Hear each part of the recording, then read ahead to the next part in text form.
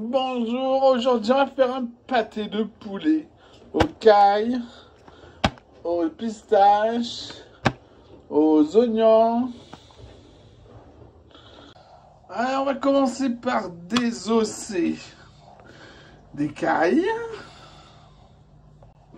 Pendant ce temps, on décongèle des blancs de poulet. Moi j'achète les poulets entiers, je les portionne et je les congèle, c'est moins cher. Voilà, j'ai enlevé les os des 4 cailles. Il y a les os. Là, c'est la peau que j'ai gardée. Et ici, c'est les ailes. Je vais faire un décor avec, parce que c'est trop dur à désosser. Puis, les blancs de poulet, on vérifie bien qu'il n'y a pas d'os, de cartilage. J'ai aussi gardé la peau. Alors j'ai 610 grammes de blanc de poulet, sans la peau, sans les os. Et j'ai 330 grammes de caille, sans la peau, sans les ailes et sans les os. Ensuite, il vous faut 75 grammes de pistaches décortiquées. Ensuite, il vous faut 100 grammes d'oignons émincés au robot le plus fin. Puis on met la viande au robot couple avec le cutter. Voilà, haché grossièrement. Voilà. C'est assez haché. On réunit tout sauf les ailes et la peau. On va ajouter une cuillère à soupe rase de poivre en grains. Maintenant, on sale, on mélange, on goûte en faisant cuire dans un petit verre.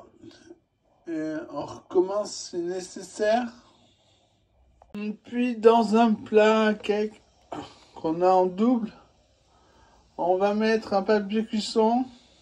On le plaque sur tous les bords et on plie le papier de façon à ce que ça reste collé sur les bords.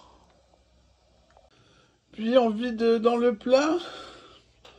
On va disposer 2 grosses feuilles de laurier frais, laurier sols.